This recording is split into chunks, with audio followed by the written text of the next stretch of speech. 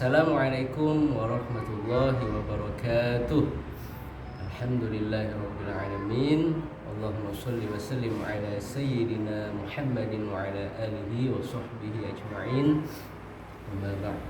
Alhamdulillah anak-anak, hari ini kita kembali bertemu dengan Bapak Muhammad Nasar dalam mata pelajaran Pendidikan Agama Islam dan Budi Pekerti. Jadi pada hari ini kita sudah memasuki materi di bab yang ketiga, yaitu tentang menghadirkan sholat dan zikir. Baik, setelah ini Bapak akan menjelaskan mengenai materi tentang sholat dan zikir dalam kehidupan. Baik, kita langsung masuk ke materi di bab ketiga. Jadi kita di bab ketiga ini mempelajari tentang menghadirkan sholat dan zikir dalam kehidupan. Yang pertama, hakikat sholat dan zikir. Sholat secara bahasa berarti berdoa, sedangkan secara istilah yaitu seluruh perbuatan dan ucapan yang dimulai dengan takbiratul ihram dan diakhiri dengan salam. Sholat yang wajib dikerjakan yaitu adalah sholat 5 waktu. Itu hukumnya wajib bagi setiap muslim laki-laki ataupun perempuan yang sudah balik. Kemudian ketentuan pelaksanaan sholat. Nah, yang pertama ada syarat wajib sholat dan syarat sah sholat. Syarat wajib sholat yang pertama beragama Islam. Yang kedua, berusia sudah mencapai balik. Artinya kalau laki-laki sudah mimpi basah atau keluar sperma, sedangkan perempuan sudah haid. Nah, kalau yang demikian itu sudah wajib mengerjakan sholat. Yang ketiga, berakal. Artinya kalian sudah bisa membedakan mana hal yang baik dan mana yang buruk. Nah, itu syarat wajib sholat. Kemudian syarat sah sholat. Yang pertama, sudah masuk waktu sholat. Yang kedua, suci badan, pakaian, dan tempat sholat. Yang ketiga, menutup aurat. Kalau aurat laki-laki itu dari bawah pusat sampai lutut. Kalau perempuan itu seluruh badan kecuali muka dan telapak tangan. Nah, jadi aurat harus ditutup ya, karena ini masuk syarat sah sholat. Kemudian menghadap kiblat. Nah, jadi itu syarat sah sholat. Kemudian selanjutnya rukun sholat. Yang pertama, berdiri jika mampu. Kemudian takbiratul ihram, mengucap Allahu Akbar dibarengi dengan membaca niat di dalam hati. Kemudian membaca surah Al-Fatihah. Nah, ini surah yang wajib dibaca ketika mengerjakan sholat. Kemudian ruku dengan tumakninah, artinya berhenti sejenak. Ruku, kemudian iktidal, kemudian sujud, kemudian duduk di antara dua sujud, kemudian duduk akhir pada tasyahud akhir, kemudian membaca tasyahud akhir atau tahiyat akhir, kemudian membaca sholawat atas Nabi Muhammad SAW. Allahumma sholli ala sayyidina Muhammad. Nah, sampai situ.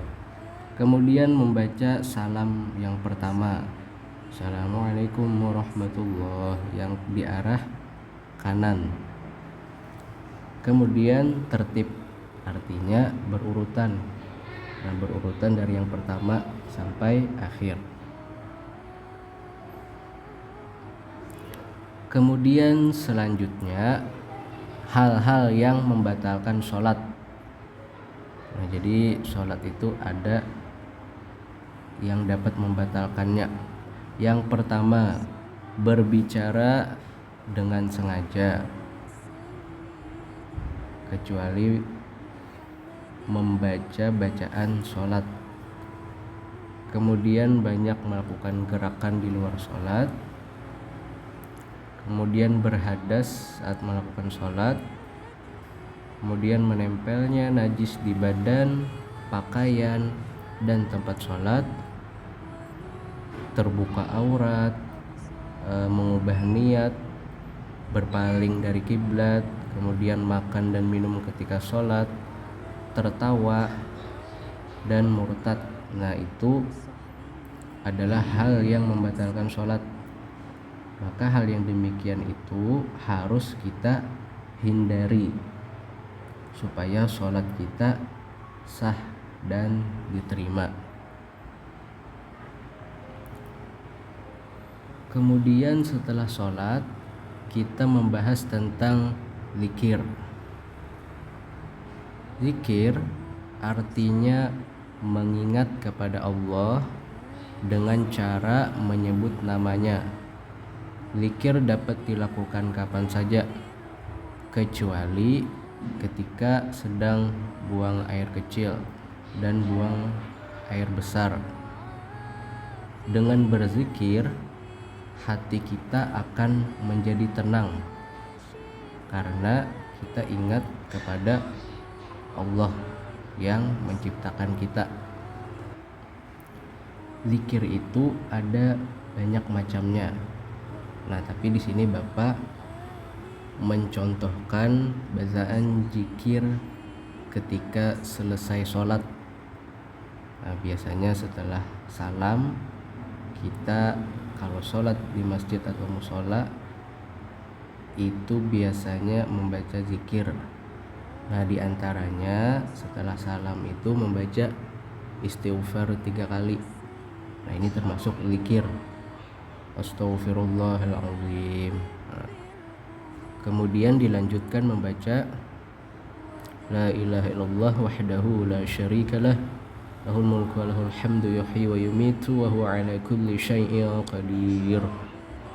Nah, biasanya ini setelah sholat maghrib itu dibaca 10 kali. Setelah selesai sholat subuh juga dibaca 10 kali. Kemudian ada lagi membaca surah Al-Fatihah, Al-Ikhlas, Al-Falaq, dan An-Nas. Nah, itu termasuk zikir-zikir setelah sholat. Kemudian membaca ayat kursi. Allahu la ilaha illa huwal hayyul qayyum la ta'khudhuhu sinatun wa la nawm lahu ma fis samawati wa ma fil ardh man dhal ladzi yashfa'u 'indahu illa bi'idhnihi ya'lamu ma bayna aydihim wa ma khalfahum wa la yuhituna bi syai'in min 'ilmihi illa bima syaa' wasi'a kursiyyuhu as-samawati wal arda wa la ya'uduhu hifdhuhuma wa huwal 'aliyyul 'azim. Nah, ini juga termasuk zikir yang dibaca setelah sholat. Nah, kemudian membaca tasbih, tahmid, takbir itu sebanyak 33 kali. Ya, subhanallah 33 kali. Alhamdulillah 33 kali. Allahu akbar 33 kali. Nah, itu biasanya yang dibaca kebanyakan kita di wilayah Banjar. Nah, kemudian ada tambahan tahlil 33 kali. Tapi yang biasanya kita baca kebanyakan itu adalah tasbih, tahmid, takbir sebanyak 33 kali. Kemudian manfaat menunaikan sholat. Nah, jadi sholat itu ada manfaatnya, yaitu untuk mendekatkan diri kepada Allah sebagai bukti rasa syukur, dapat mendatangkan rezeki, kemudian menjadi obat kesedihan, kemudian melatih disiplin, kemudian mendidik manusia menjadi bersih, kemudian memperkokoh rasa persaudaraan antar umat muslim. Kemudian manfaat zikir. Nah, ini yang terakhir, manfaat zikir. Jadi zikir tadi adalah suatu hal yang membuat kita ingat kepada Allah. Kita ingat kepada Allah itu banyak memiliki manfaatnya. Yang pertama, mendapat ampunan dari Allah. Seperti misalnya kita membaca zikir Astaghfirullahaladzim. Kemudian yang kedua, senantiasa mensucikan, memuji, mengagungkan dan mengesahkan Allah. Kemudian disiplin dalam segala hal. Kemudian santun dalam ucapan dan perbuatan. Kemudian dijamin masuk surga dan terhindar dari api neraka. Nah, demikianlah penjelasan materi dari Bapak tentang menghadirkan sholat dan zikir dalam kehidupan sehari-hari. Semoga kita semua dapat mengamalkannya di kehidupan sehari-hari. Artinya kita semua selalu mengerjakan kewajiban sholat 5 waktu dan tidak meninggalkan zikir di dalam kehidupan. Mungkin itu saja penjelasan dari Bapak. Terima kasih. Wassalamualaikum warahmatullahi wabarakatuh.